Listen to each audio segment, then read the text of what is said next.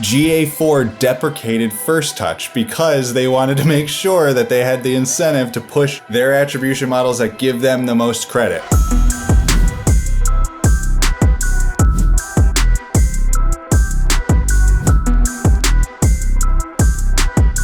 There should be a source of truth of attribution that is deduplicating all of these things. Every ad platform is incentivized to attribute the conversion to them. In the most basic terms possible, how do you even deduplicate that? It's a lot of performance marketing teams will push very heavily on brand and they'll take credit for those conversions. That's not right. I was even pushed to include some of them in our attribution model. I said no. When we reported CAC, we included the performance brand budgets, but not the conversions. That's the right way to do it, because it's a necessary tax, but those are just conversions that you should get anyway. To have substantial growth, you need to invest substantial money. Where were you spending all that money? So we tested this, and all of a sudden we found a channel that was 50% lower than what we were getting on Meta.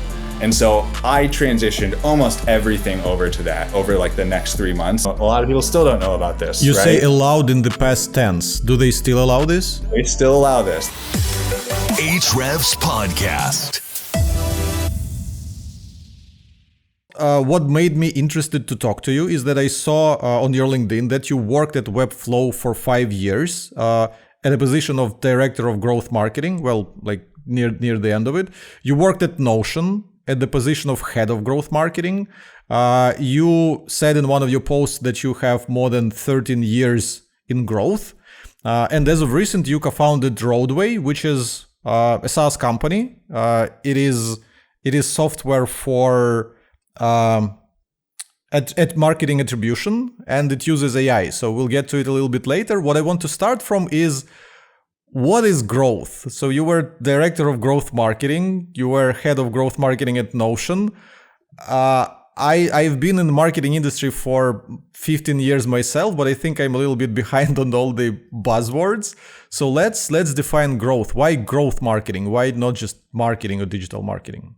Yeah, so I think about growth marketing from the perspective of building an engine to acquire customers. And so when I started in growth marketing, it was not called growth marketing, it was performance marketing, right? And then it was like, okay, wait a second, performance marketing has a ceiling, and in order to kind of build out this customer acquisition engine, we need to do some organic things too. So let's add an SEO, right? And over time, this umbrella has formed over all of these customer acquisition different programs, right?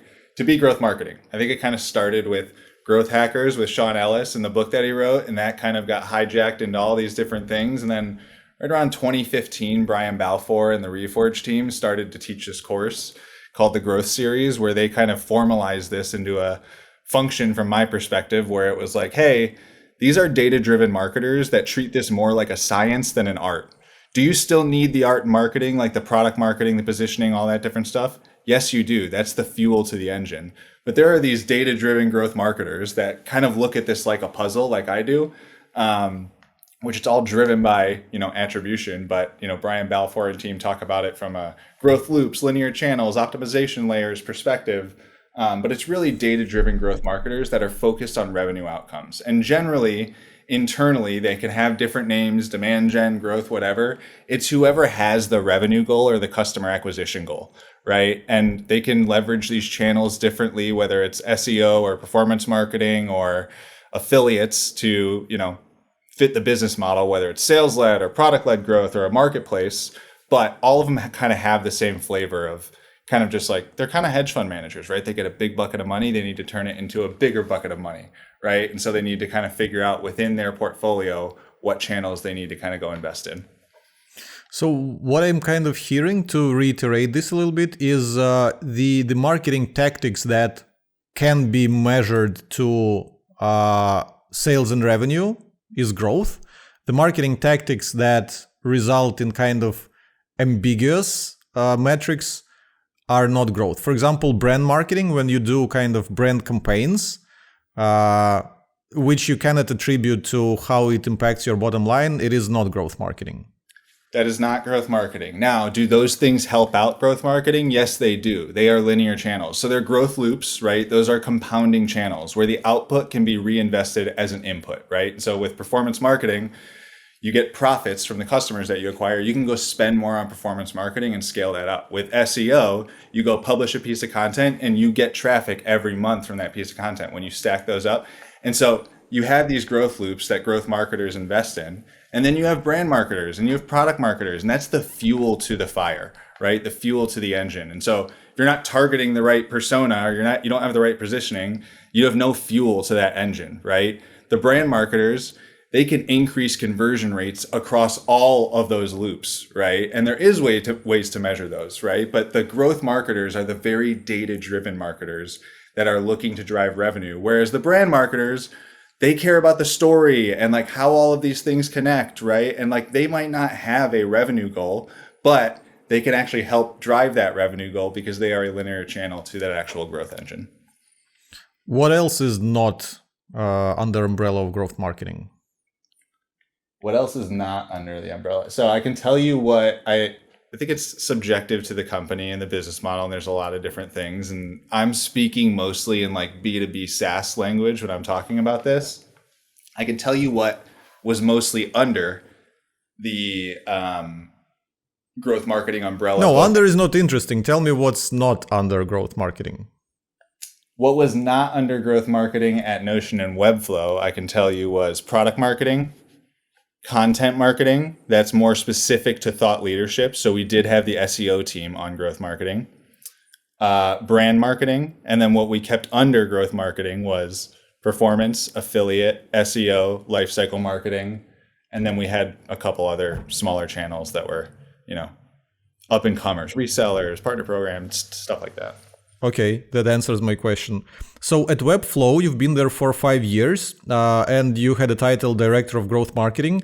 Where is this title on the org chart? Who did you report to, and like who was in your team?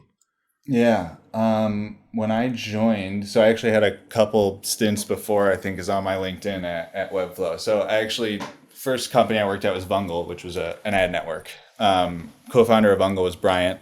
And he's the co-founder of Webflow. Let's go right into Webflow. I'm interested specifically in the title of Director of Growth Marketing. Is it like CMO? Is it like VP of Marketing? Where is it? Where it is on the hierarchy of marketing titles? I reported into the CMO. When I left. When I joined, I reported into the co-founder because I was the only marketer there. Or the only growth marketer there, right? And so when I joined, I reported into Bryant, who was running marketing at the time. He was the co-founder. We had many heads of marketing in my tenure, and I reported into them. But yeah, I was the, most senior growth marketer on the team. And our team was pretty lean, both at Webflow and at Notion. I think when I left Webflow, my team was 7 or 8 people, and we had 7 people. Yeah, and we had, like I said, performance marketing, affiliate, SEO, conversion rate optimization team, life cycle, and then some smaller other channels that we would spin up as well. And then when I walked into Notion, I think the growth marketing team, including the startups team, was something like 20. And when I left, I think it was like 8. And it's not that we let anybody go. It was that those people were put in other areas that, they were able to drive more revenue. But the way that I run these teams is very lean, right? Because I do believe that you can have smaller teams that can move quicker within these growth marketing functions if you have the right data.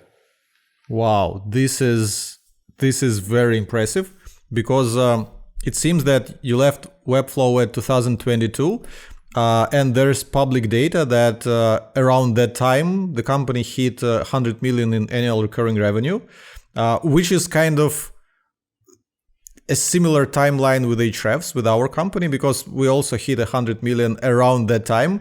And my marketing team around that time was also, well, maybe not 7 people, but 10, 12, something like that. That was our growth marketing team. That was 7 people. So that was my team. Okay. The overall marketing team, I want to say, was like 20 people. Okay. So it was a little bit bigger, but we were very lean. And I want to say when I left, growth marketing was a pretty healthy, like 35% of net new revenue coming in the door. And so like 10% of that was affiliate, and then 15% or 20% was, performance marketing. And so it was really, we had a good mix of channels where we had these long cycle channels like affiliate and SEO that had very low cost per customer. But then we had this performance marketing channel where we could turn it up and down very easily to fill gaps if we weren't tracking to our goals. And I think something unique about Webflow was when I joined in 2016 or whatever, they had raised their seed round in 2012. And so we had to build this growth engine very profitably. This was not like a growth at all costs like Uber and all those people that were doing that during that era. And because of that, Webflow is in a much better spot. When everybody was doing this overspending in 20 and overhiring in 2020, they stayed true to like, let's build this profitable growth engine. And they're a better company on the other side of it because of it. Still, performance marketing is about spending money. Yeah, you need to spend this money profitably, but you need to have to have substantial growth. You need to invest substantial money, right? You will be profitable, but you need substantial money. So I wonder what were your budgets looking like back in the day, because you said that performance marketing worked well for you. And how was it distributed? Where were you spending all that money? How much of that was like Google PPC in the search results? How much of it was some social networks? How much of it was Google Display? Like what worked for you? Yeah.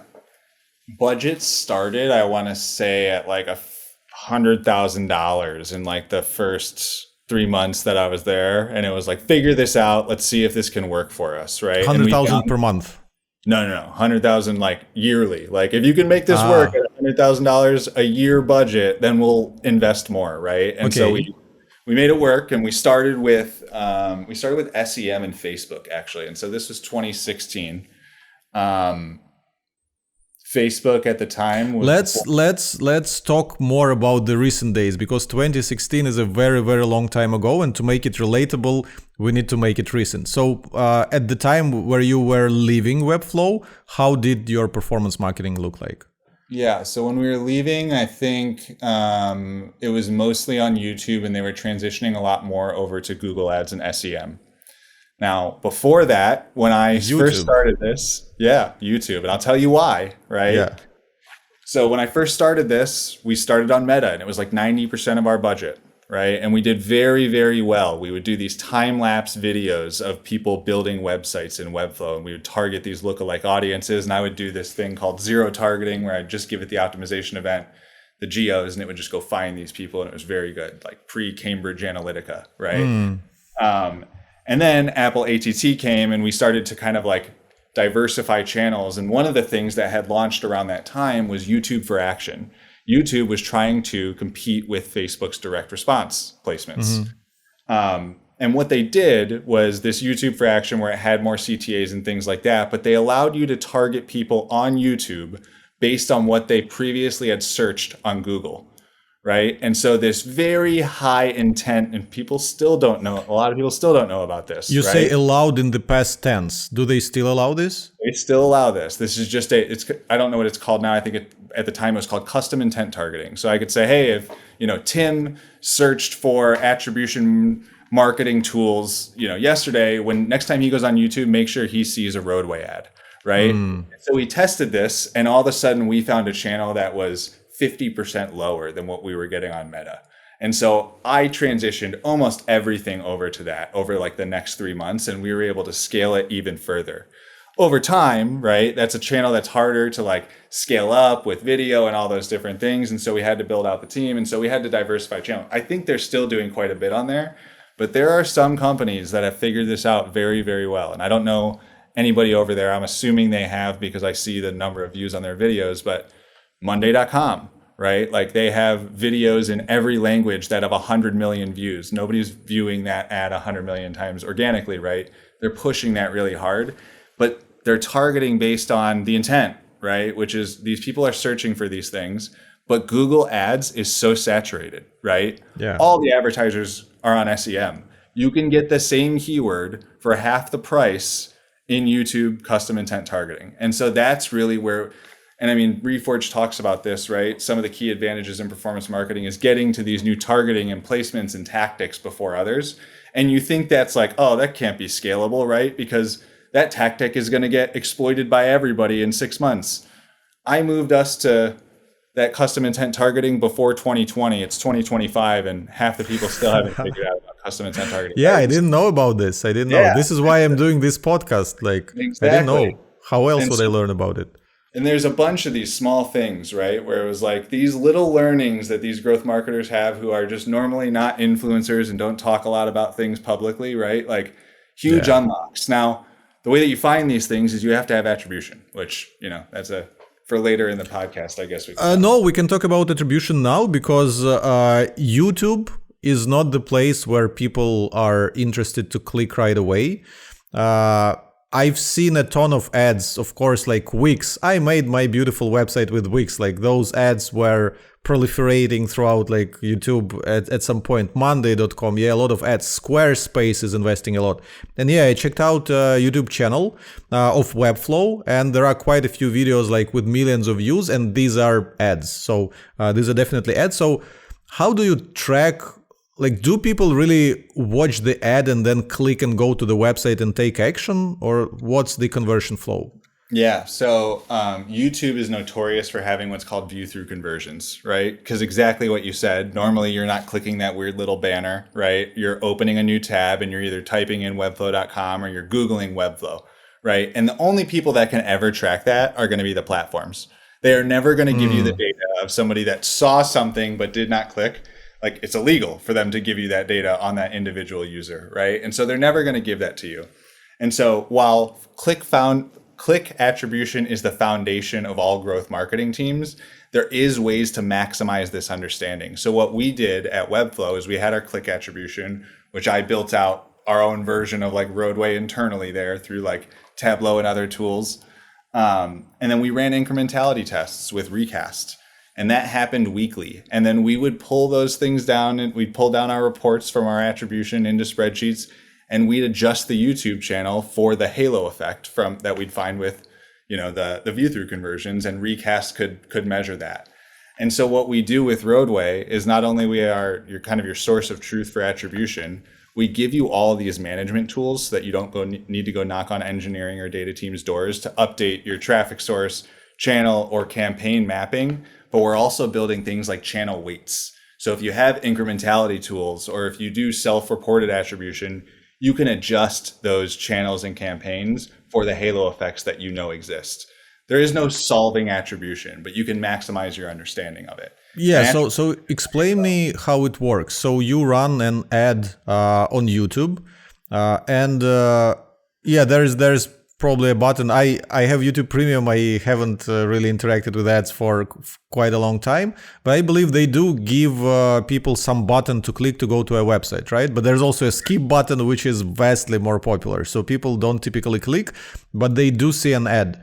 So what kind of how do you measure incrementality, like in simple terms? What's the mechanic? What are you measuring against what? So you have ad views. You can see them by location, I believe. But like what incrementality are you testing? What is the other metric that you're testing against? So Roadway is not incrementality. Roadway is click attribution, right? And I'm talking about Webflow, how you did this at Webflow, because you said that YouTube ads were big. I'm wondering how you measured that.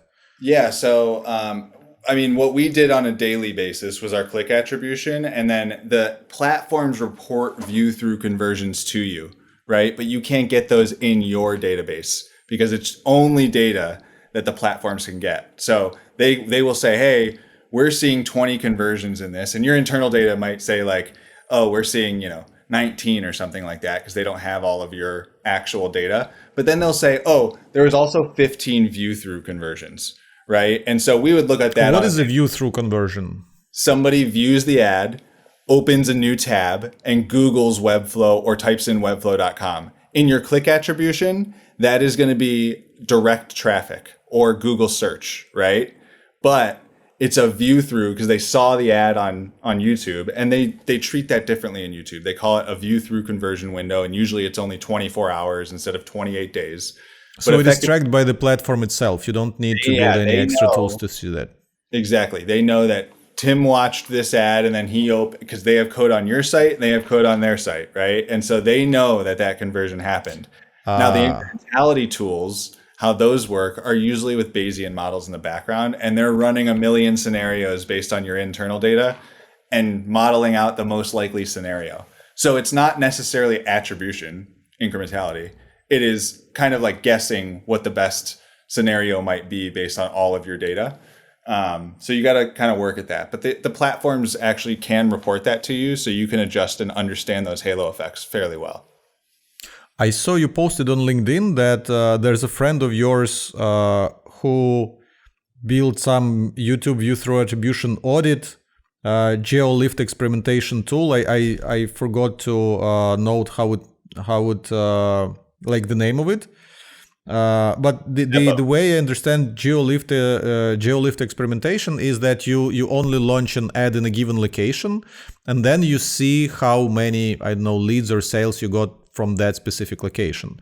But if you say that the platforms report view through attribution, why do you need Geolift experimentation? Why do you need to test Geolift?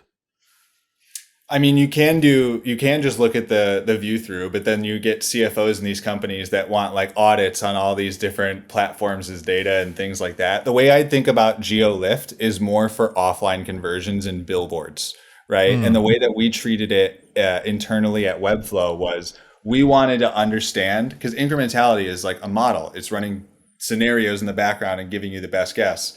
Well, Che from Eppo and I were like, okay, well, I don't know if we trust that. Let's do a Geolift test. And it's kind of, at least the way we did it, I'm not sure if Eppo does it like this internally, but it's kind of a reverse Geolift test. So we would turn off ads in certain geos and we'd create a synthetic control for that country that was based on trends of other countries and how they were correlated.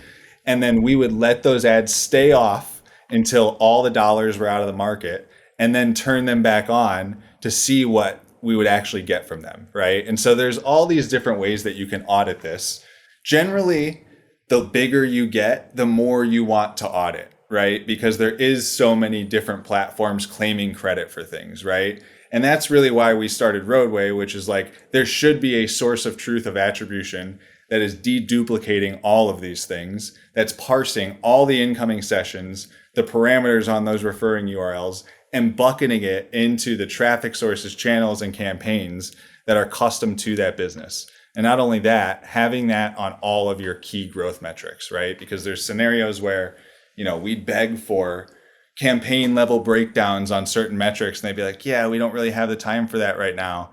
And then we'd get it like on churned ARR, and we'd say, hey, we were scaling this up because it looked like it had a good cost to acquire a customer, but it's actually churning out at 3x. So we should turn this off, right? And you're wasting a bunch of dollars. And the way that we describe this, most of these companies believe you're wasting 50% of your marketing spend. You just don't know what 50%. That was said 100 years ago, over 100 years ago, in 1919, 74 years before the internet, right? Yet people still believe that. That's not true. It is true that there is waste. It's probably more like 15 to 20% from what we've seen, right? But that's hiding in the things, in the metrics that you don't have attribution breakdowns on. And that's really the unlock with Roadway. So what you're saying, and I've heard this narrative for quite a while, Rand Fishkin is a big advocate of this, that every ad platform is incentivized to attribute the conversion to them, because then you will spend more money with them. So what it leads to is if you start doing ads on Facebook, YouTube, X, LinkedIn simultaneously, and you might reach basically the same audience on different platforms, but then every platform would attribute conversion to them. Like you would see the same conversion, and like LinkedIn would say, yeah, your ads on LinkedIn are profitable. YouTube would say, yeah, your ads on YouTube are profitable, because it's the same person and it converted from one of these ads. But because the person saw all of these ads, each platform will try to attribute that person to themselves. So again, in the most basic terms possible, how do you even deduplicate that? We're parsing all the incoming sessions. So if you're looking at just the sessions coming in, right? Because the reason that the platform have overlap is because you're just sending conversions to them, but they have no idea if that person visited before they saw the ad or not. They're all using last touch attribution because that maximizes their credit, right? Okay, Not only that, GA4 deprecated first touch because they wanted to make sure that they had the incentive to push their attribution models that give them the most credit, right? And so at the end of the day, they're going to keep doing these things, even with the placements and types of products that they push internally, like Google's Performance Max, that forces you to do display, right? Google Display is something that reaches huge amounts of people for really, really low CPMs. In a last touch world, they're going to claim credit for a ton of stuff, right? Yeah, true. Makes and a lot they're of sense. pushing everybody to do Performance Max, right? I talk to all these agency owners, and they're like, "Hey, like, what do you think of Performance Max?" And I'm like, "Just do it the old school way, right? Like, go target." And they're even like removing controls for people to be like, remove the mobile and tablet and TV bids because they want to like push all this inventory, right? I don't know if you've ever talked to a Google Ads rep, but most of the time it's like, "Hey, I need help with this thing," and usually they say, "Have you tried increasing your budget?" You know what I mean? And so it's one of those things where it's not rocket science. These platforms could probably actually solve this for a lot of people. They have code on your site. They have code on their site. They could deduplicate this stuff, right? They could actually just track all of the sessions coming in if you gave them permission to, and they could say, "Oh, we can't claim credit for that because actually there was a Google ad that they touched first," right? But they don't because they have no incentive to. Now, I'm complaining a lot. These are still some of the most effective tools with like the largest platforms to go reach these people, right? And that's why Zuckerberg can go raise CPMs by 2x overnight and people aren't going to stop advertising there. But, at least we can try to help make it a little bit better with Roadway. This is very good. This is very good. You see, like my spider sense was on point, even with the absence information on you. I kind of felt that we could have a very interesting conversation about it. Now, in the vein of performance marketing and bidding on keywords in Google, what do you think about bidding on your brand keywords?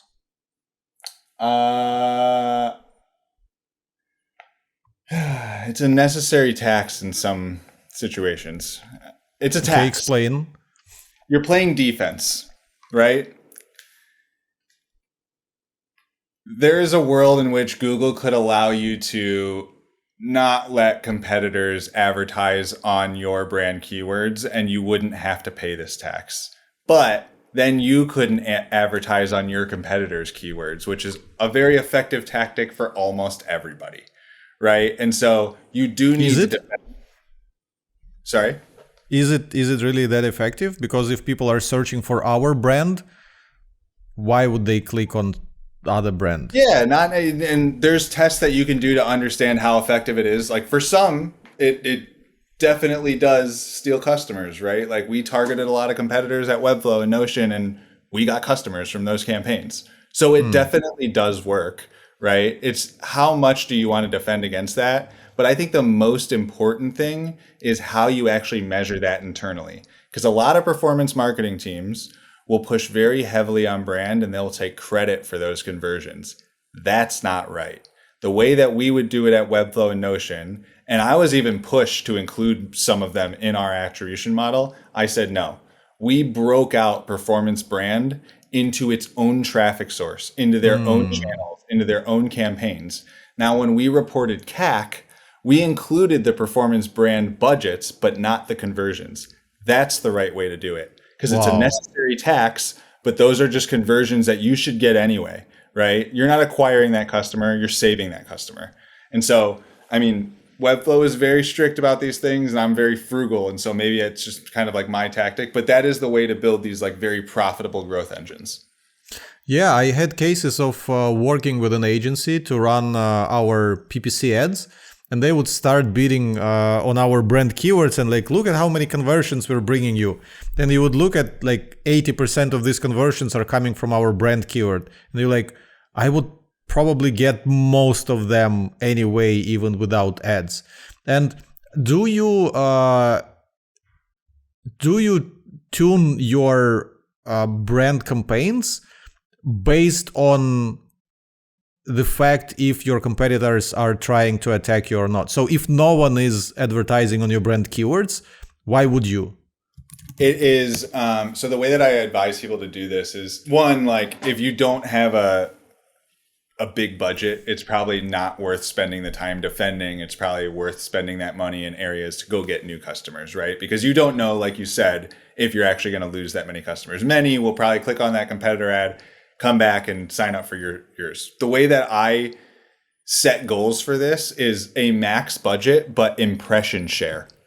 And so you want to be showing up for 80% of the ones that a competitor ad would show ahead of yours, right? And you can set impression share, I think, targets within the Google Ads platform for those brand campaigns now, so that it's like, okay, well, if nobody's bidding on them, do not make me pay for this, right? I don't want to show up for a brand, keyword that the first result is mine and there is no ad above it, right? And so you can ask for like impression share, and that's really, but at the end of the day, it's much more useful for you to focus on net new than it is on defense. It's a necessary tax at a certain scale, right? But we always minimized it.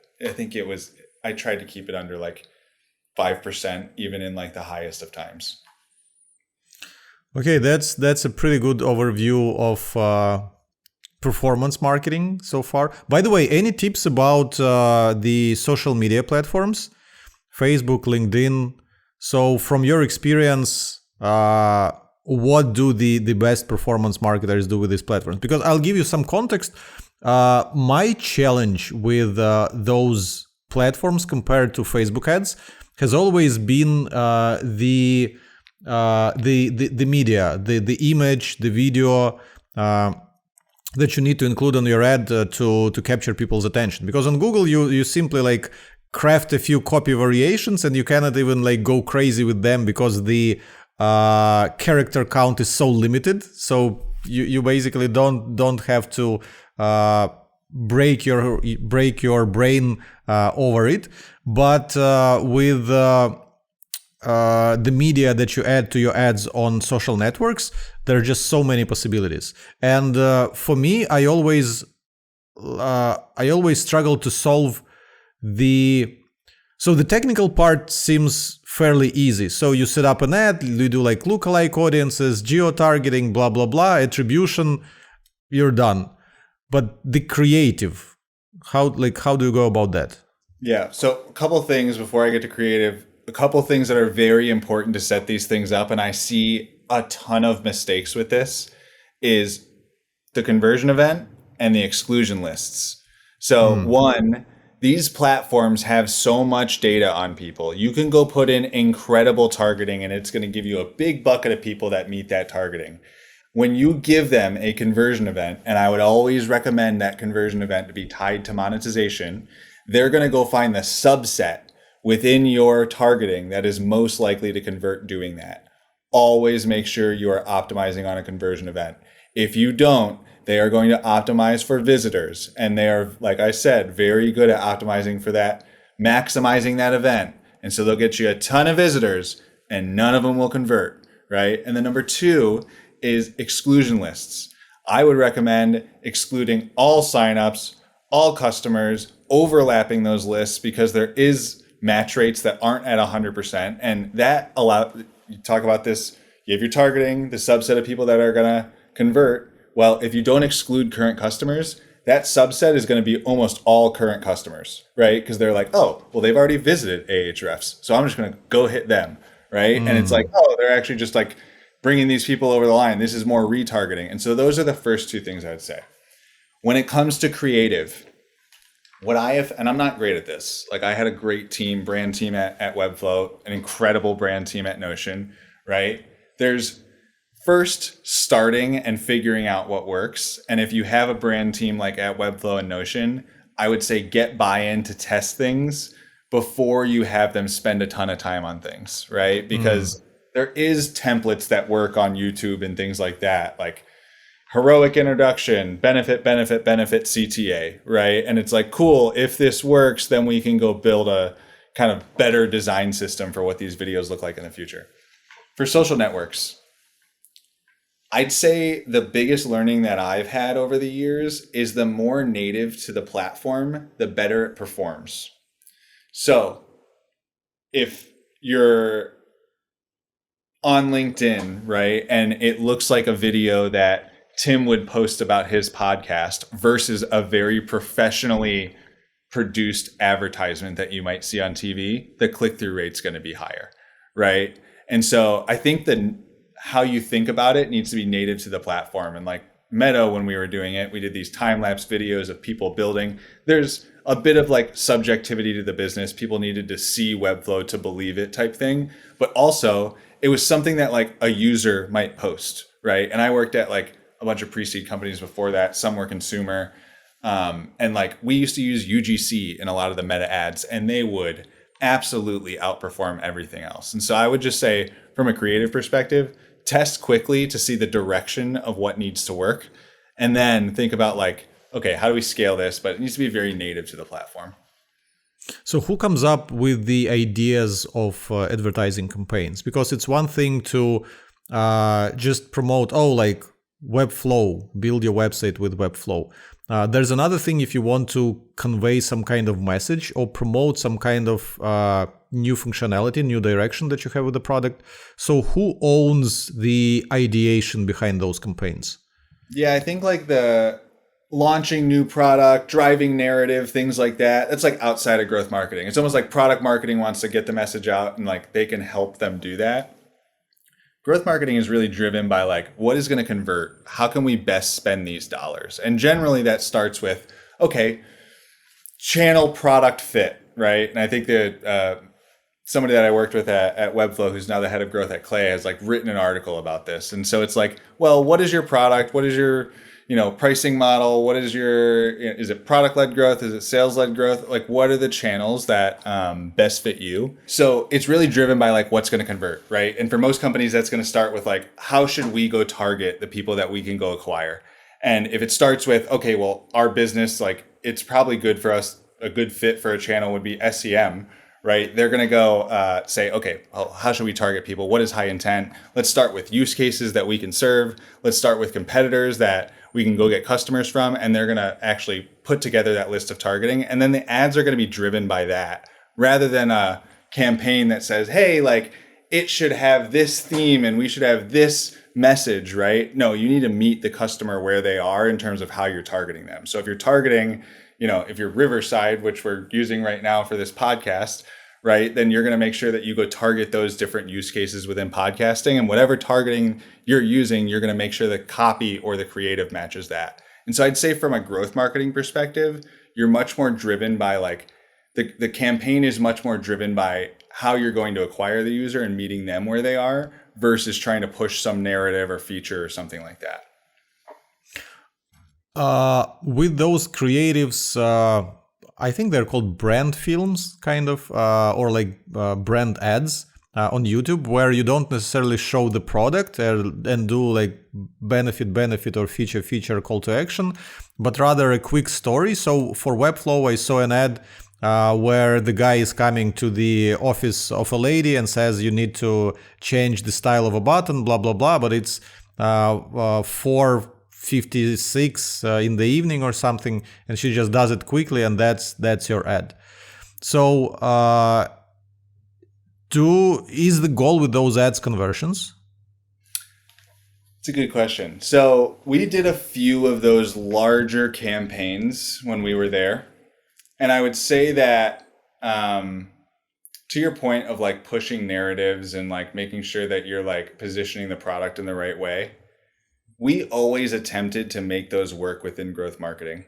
Some of them did, most of them didn't, right? If you look at the videos on the YouTube channel of Webflow, the ones with the most views, those are the ones that they're pushing in all the ads. If you look at the really professionally produced ones, a couple of them are up there, but mostly they're the ones that sadly I made, Mm. right? And they're like not from a brand team. And I actually got yelled at by the brand team when I published these things, right? At the end of the day, it's like that native to the platform, right? Like these really professionally produced things. Like the reason we made those, we ran TV ads. We were testing them on there, right? Ah. And we use that stuff in other places for sure to like help push like the positioning and narrative and all that different stuff. But it was always secondary in terms of we want these to drive conversions. We hoped that they would outperform. And there were times where certain ones would, but 9 out of 10 of those wouldn't. How much does it cost to create this kind of ad video? A lot. You And used an it's really- agency, right? It's not in-house work. It's an agency. Subject to how big you are, really, right? Like we made some with better agencies than we made later. That the later agencies charged us more because we were bigger and we were doing it. We had to announce that we were over 100 million in revenue, right? And so they How charged much are us we 60. talking about? Like 100K for a set of videos? I think we ended up like I'm pretty frugal, and so I think I like pushed them, and it was just under 100K, but it was like it was like around there for I want to say 7 videos, but then there's like tons of permutations of those videos that we used in different places, right? Like we made them cut Instagram reel versions, like all that different stuff, right? And so it's not just like the 6 assets, it's like 50 assets or whatever, right? And like so we do our best to push that as much and give it a fair shot and test it and all that different stuff. And like I said, some of them did well, some of them did much better on like the Instagram reels, right? Or like some other platform that like we just didn't invest as much in. But yeah, it was always like kind of disappointing when you have like this incredible ad that you're really proud of, and then you go launch it and you're like, like it doesn't do better than that really crappy one that we paid $1,000 for. Can you recommend a good agency if we were to launch this kind of brand campaign? Who would you recommend to go? I will recommend a great content person who probably has a list of agencies, and people can bug him on LinkedIn. His name is Misha Vaughn. I forgot who did that one that you were talking about. We did a couple, and you know our founding like brand designer Ryan Miyoshi has the highest of standards, and so like we only work with the best. Like even the animated videos that you see on those YouTube channels, they're incredible. Trying to think of the agency that did that, but like those scrappy animated videos that you're so proud of, they're also not done in-house. Like the ideation is probably done in-house and kind of the management, but the whole production was an agency. Yeah, so the really high production ones, both the really high production animated ones and the high production live action ones were always agency, but they were like they were actually like in partnership with. So either Misha or Ryan worked with those agencies to do it. And then there's ones on there that are like really bad that I made, right? That probably have 50 million views on them, that I worked with like a contractor and I put like time lapses that I cut on my computer and like a screen sharing thing, right? Like at the end of the day, it doesn't need to be pretty. And that's what I recommend to everybody that's like starting off here is like, you need to be in the right direction. You need to give it a fair shot, but you do not need to go get a $50,000 video, right? When I walked into Notion, I was like, all right, let's, custom intent targeting, YouTube for action on performance. Like, let's try this. And they have an incredible brand team. And they're like, let's bring in this agency. And they were like naming characters in the video. I'm like, no. We don't need characters or themes or any of that, right? Like we just need people to come in and make this really basic video for us. And we need to be aligned on what the benefits that we're calling out and the CTA at the end, right? That's going to give us a fair shot to see if this channel can work for us. And if it does, brand team, have at it. And you can make it super nice for us, but it's not worth your time right now. I made a note to follow up with you about this crappy video animation that you made with freelancers that has like millions of views. I'm very interested to see how it looks like. Yeah, I'll send it to you. And I'll give one shout out to, I don't know if you've seen the Webflow Education or Webflow University. They have like we had an incredible video team over there that did all the education videos. They didn't do the ads for us. Like I would always beg them for their time. We had a studio in the office. They still do. It's incredible. But one of the original members of that team, Miguel, has his own agency. I think it's called 17th Collective. And he does great work. And I think the big thing is like when you're a growth marketer, you want somebody that can handle the whole thing end to end, right? Like you don't want to go find like the individual people who are going to like shoot it and then like edit it and then like post product. Like he can kind of own the whole thing. And so, yeah, if you're looking for a great agency, hit up Miguel. Yeah, I think video is an incredibly powerful format for marketing, especially going forward. It seems people are less and less interested to like read blog articles or stuff like that, but they're consuming more and more videos. And right now, even with the short form content, like you said, your video campaigns were repurposed into all sorts of formats with like reels, Instagram stories, whatever. So yeah, you need to figure those out too going forward, because again, the next generation of humans is growing up and they are used to different formats. They react to different formats. So you have to adapt. No one is like the new generation won't be downloading like 50-page PDFs, reports of something and consuming them. They want a short video that would clearly tell them what's the benefit, what's the use case. So yeah, video, and I think we're gonna see more and more of that, like native to platform regardless. Like these more and more content is going to be made from you taking this 2-hour podcast and turning it into 10 pieces of content that you post over X number of weeks, right? And you're seeing the same thing with people in their granola workspaces, and they're taking their calls and they're turning them in like the sales-led content loops out there, right? Where not AI generated content, but AI synthesized content where you can go publish this stuff. And the really great growth marketers are doing all that, but then they're remixing that content to maximize distribution, right? They're transcribing the podcast, they're creating a blog post out of it, right? And they're like really maximizing the distribution. One thing that stuck with me from the day I met Brian Balfour when we were talking about SEO in the first cohort of Reforge was 70% of your time on content should be on distribution. 30% should really be on production. Yet it is further in the opposite direction. It's more like 80% on production, 20%, if that, on distribution. And so I think that's where AI is going to do great for marketing, is there's going to be all these tools that take the data and help you do that. Well, those frameworks, that amount percent of distribution, that amount percent of on creation, you can come up with a lot of them, and they all seem wise if you have an explanation for them, but they can go in entirely different direction. Because I could argue if you spend 110% on creating the content, distribution would take care of itself.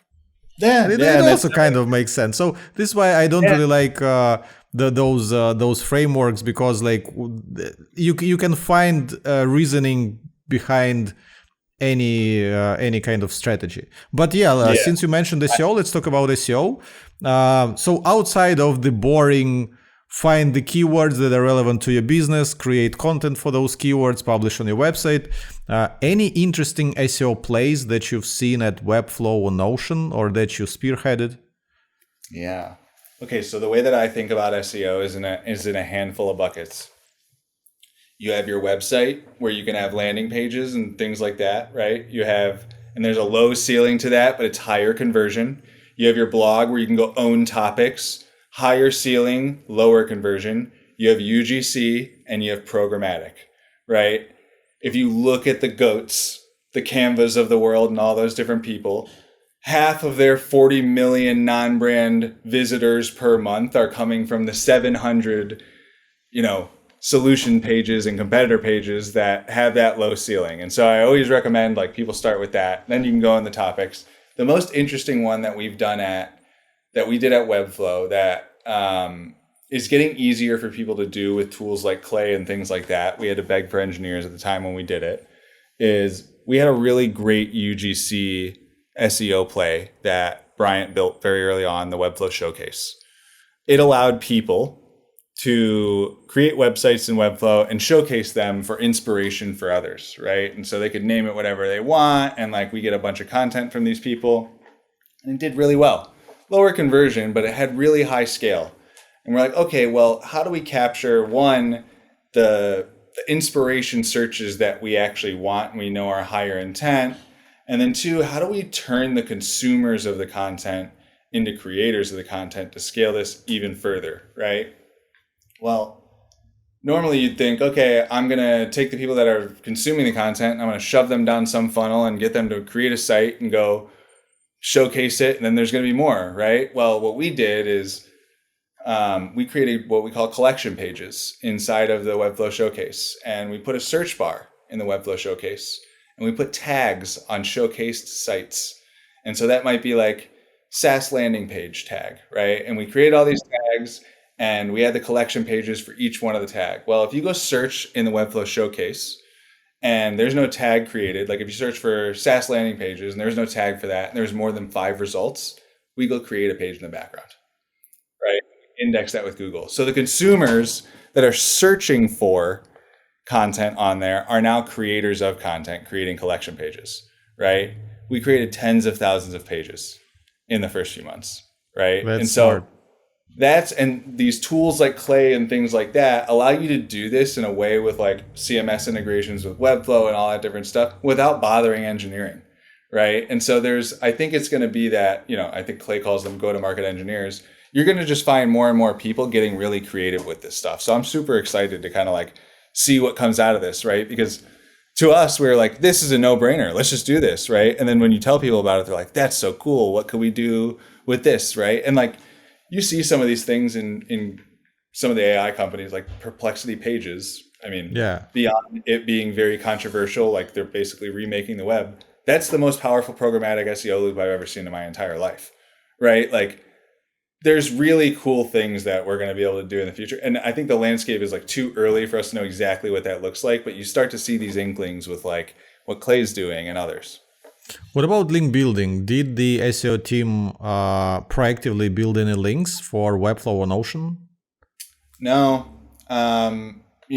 We had brought on many, like I'm sure of these agencies in the past where they're like, link building, and you need to do this technical stuff. And we always did it and nothing ever happened, right? And I think it had something to do with like our domain authority was pretty good in the first place, right? Especially like Notion, by the time I got there, I didn't really need to worry about that. But generally, I found that a lot lower leverage unless you really need to do that, right? In like the early days. And, when I walked into Webflow, they were already 4 years in, right? They were still very small, but had a decent amount of domain authority. And a lot of sites were hosted on Webflow, right? On like the subdomain. So there was a lot of links back to it. And so I may have just been in like a privileged position there.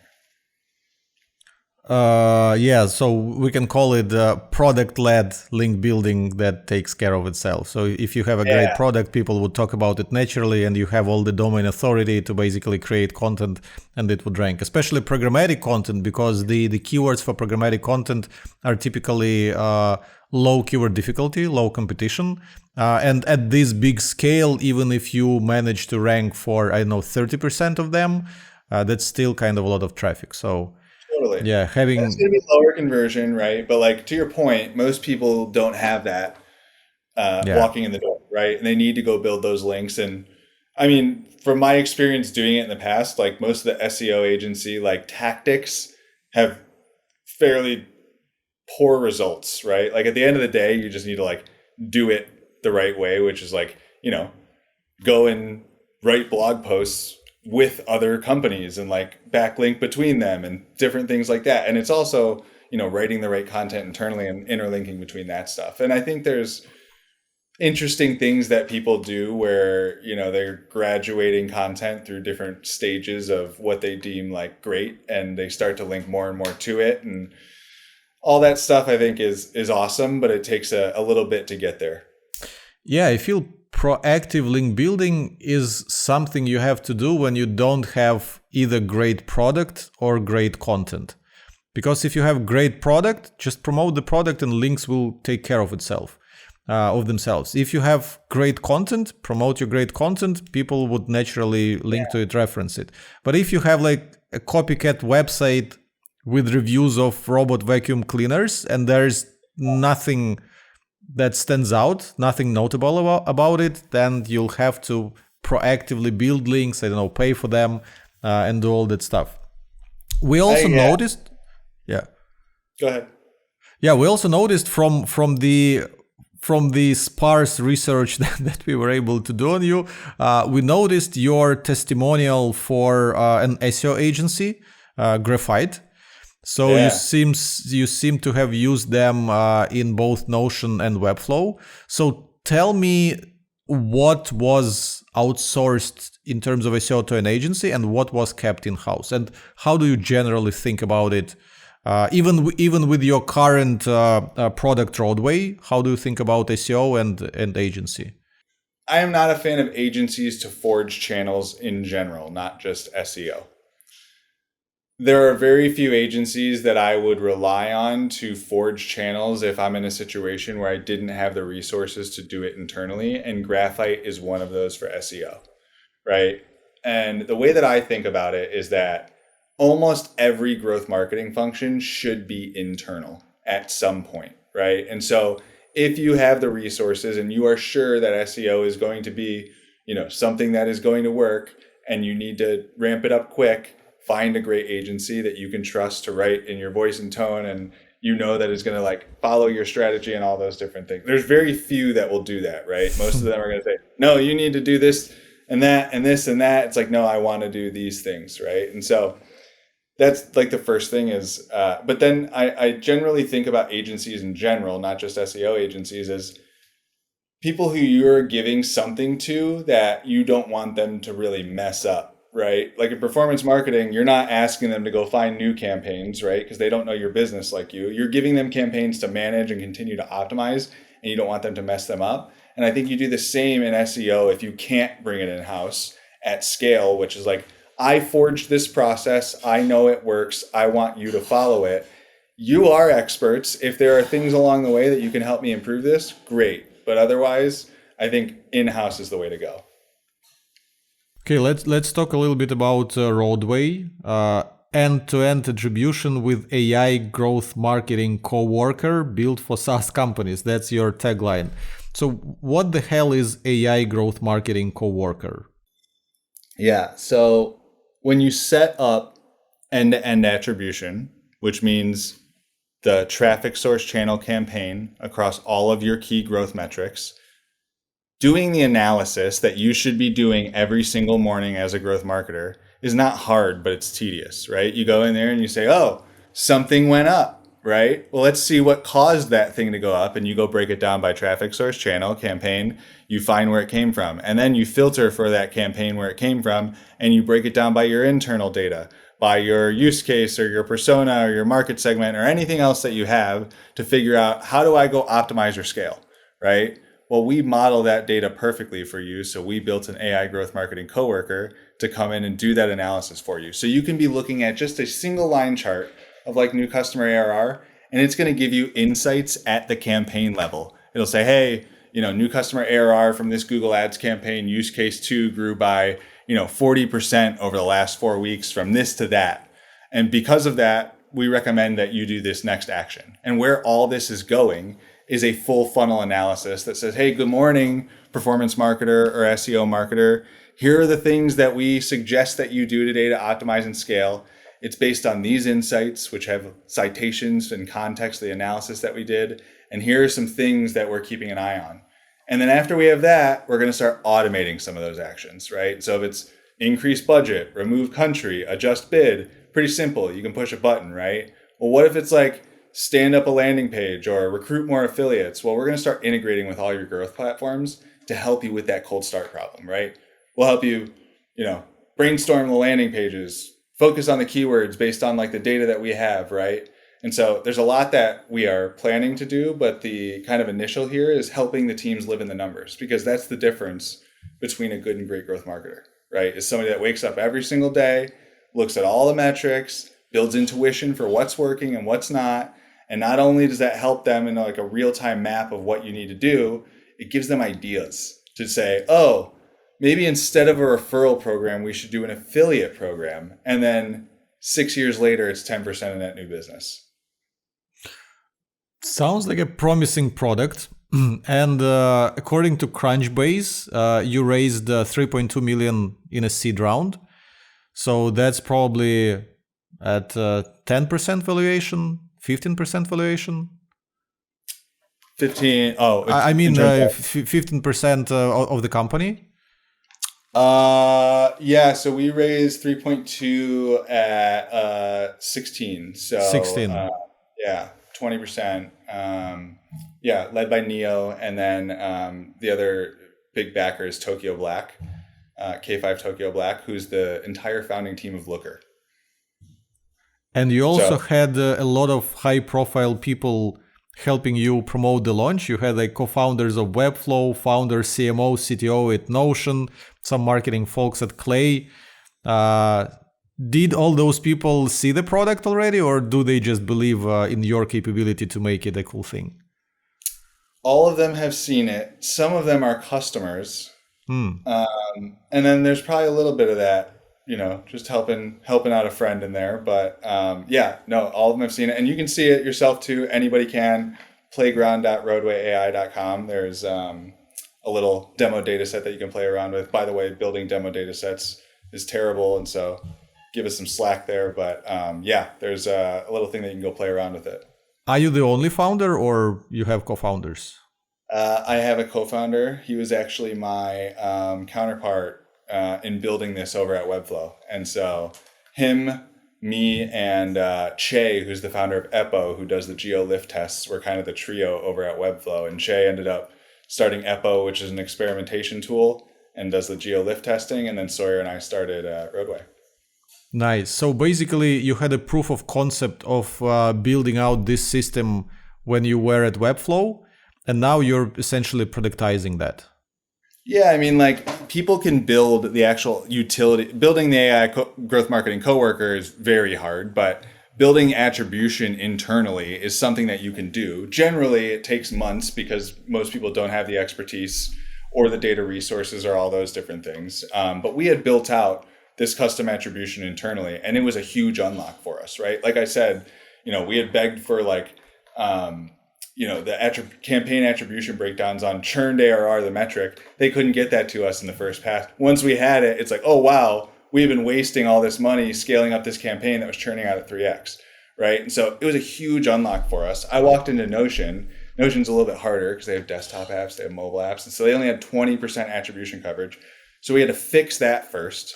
And then we built out this same growth marketing dashboard that you get by default in Roadway. And it was a massive unlock, right? And so it was just one of those things where, and we built it at Webflow Tableau, and then we built it in Hex at Notion. And I'm not a fan of Tableau. I love Hex, but it's not built for attribution. It's not built for growth marketing, right? And so there's so many paper cuts in building this stuff, even when you have the expertise to build it. For example, if you have a ton of SEO landing pages and you go break down, I want to see new customers by SEO campaign, which is the landing page. And I also want to see that by market segment over the last 2 years by day. You're talking about billions of rows, right? And so that would take 15 minutes to get the data back. It's just not made for that. In Roadway, we've solved all those paper cuts where, okay, well, I'm going to give this to Tim instantly, right? And then if he goes filters for other things other than top 10, then we'll give that to him instantly. We're not crunching billions of rows. There's no reason to for a growth marketer. For a data person, there is. So Hex is not going to go, build their product to the use case of me at Notion, right? They're going to build it for the data person. So we were when I was there, I was just there's a better way. This is not rocket science. All we have to do is, and on top of it, there wasn't any good warehouse native solutions. That's why I chose Hex and Tableau and those different things. And so not only can we plug into directly to your either Segment or GA, Stripe, CRM, we can do warehouse native very well, and it's all self-serve. And the requirements for you to do that in terms of getting the table set up are super simple, bare minimum. Okay, the last topic I have to discuss with you is your marketing plans for Roadway. Because you're early stage, you just got seed funding, you have a product, you have a proof of concept, a lot of cool people are vouching for you already. How are you going to get customers? What's your marketing/growth plan for your own company now? It's a good question. We don't know yet. And I think there's interim things that we are doing that are driving customers. We're lucky enough that we're just trying to keep up with demand right now, but we are doing things in the interim like outbound But what I'm doing right now is planting seeds within growth marketing to see where we should focus in the future. So right now we're planting seeds in SEO in those buckets that I mentioned, in landing pages, in blog posts, in UGC, in programmatic, right? And we're going to see how those sprout, where we should focus. And those long cycle channels take some time, right? You don't want to go all in on landing pages if you're not going to get any traffic from those, right? So we're planting those seeds. And then one thing that we did really well at Webflow, and Clay's taken a similar approach, is via reseller agencies, right? And so like a lot of these performance market, well, at Webflow it was web development and web design agencies, but we called them freelancers and agencies, and we'd go acquire them and they would go build sites for the end customer. And, we partner with Graphite. You're going to acquire them. So we at Webflow would acquire. At Webflow you would acquire. Through ads and all those channels, like that's who our target customer was, the freelancer and agency. We'd acquire them as customers through those channels. And as then customers, I thought it was like an acquisition of the agency to do work for you. No, okay, as customers. Yeah, customer acquisition. Yeah. And so we would go get them as customers, and then they would actually build the sites for the end SMBs, so they'd have multiple subscriptions. And so one of the things that we're finding is, you can get away with attribution up to a certain point with like using these other tools for it, right? When you really need this like full custom attribution to your traffic sources, channels, campaigns across all your key growth metrics is when you start really investing in marketing, right? Like I said, it's not 50% of your marketing spend that's being wasted. It's more like 10 to 20%. So if you're spending, $5-10 million bucks, right? You're wasting between $1 and $2 million, right? And that's hidden in not having this attribution. And so we're doing a lot with like partner agencies where they go into these companies and they're like, we want you to go spend these dollars or, do this SEO strategy. And they have no tracking to understand what the actual ROI is going to be, but they're goaling those agencies on the ROI. And so these agencies will bring in Roadway and they'll say, hey, we want to plug in Roadway first. Not only is it going to help us report our impact to you, but this is going to help your team immensely. And so that's been a huge driver for us. And so we're doubling down on that too. So having agencies as resellers doesn't seem like a channel that can scale very well unless we're looking at huge enterprise deals of, $50K per year, $100K per year.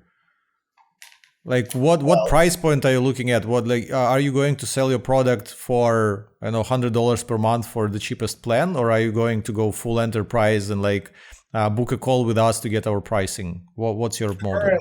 Currently, we are book a call with us. And so that's kind of like what we're exploring right now. We will eventually, the goal of this is not just help enterprises grow better, right? I want to help startups increase their chances of success as well. And so we will eventually get there. But when you get there, right, if you make resellers work on the enterprise side, there is equivalence on the more self-serve side. So maybe that's affiliates, right? And maybe they aren't agencies, maybe they're more creators, right? And so there are like the great growth marketers find the nuggets of things that work in some channel, and then they're like, maybe we can do this there. So on top of the affiliate program at Webflow, I started the agency partner program, which is exactly what I'm talking about, what we're doing at Roadway here, where they would go resell it and they would get commission on the sites that they sold.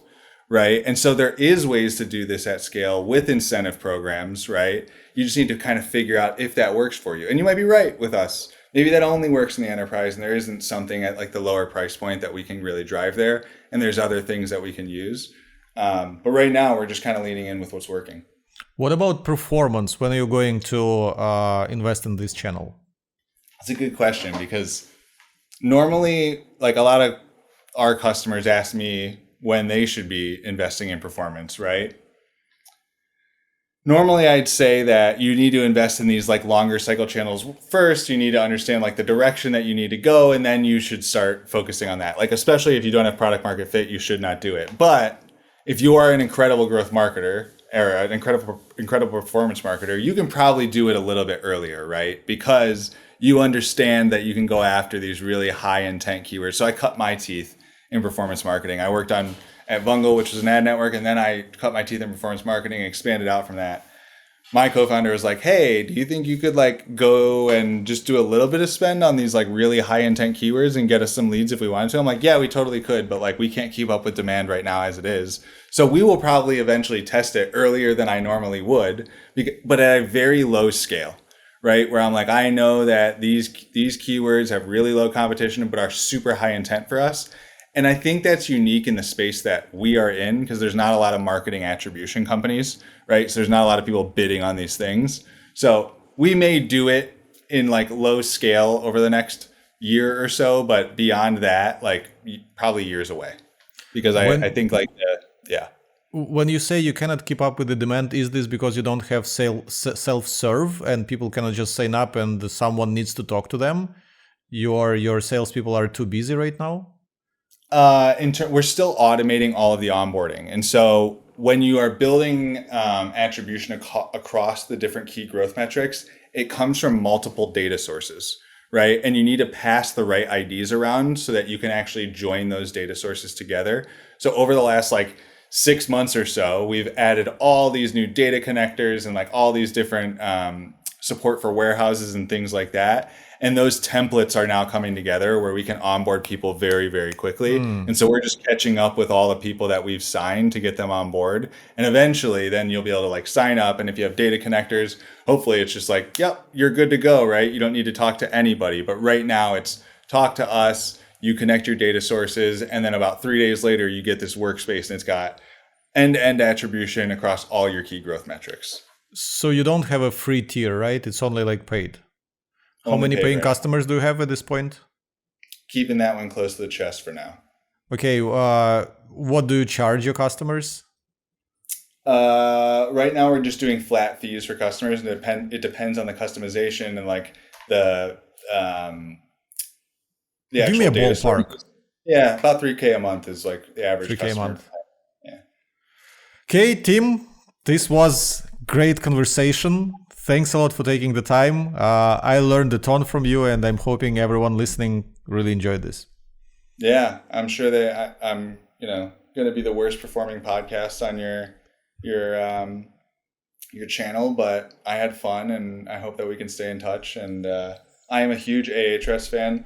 Multiple companies that I brought it in, and I'm pretty sure somebody from Webflow, Javier, works there. So tell him I said hi. Thanks a lot for sticking till the very end of this episode. I guess that means you enjoyed it, right? Because if you did, I have to ask you to subscribe to this YouTube channel, or maybe click the follow button if you're listening to this on Apple or Spotify. Not sure if you know this, but subscriptions and follows are the strongest signal for these platforms to show this piece of content to more people. So I would really, really appreciate it if you would follow and subscribe. Thanks in advance, and I'll see you in the next episode. Bye.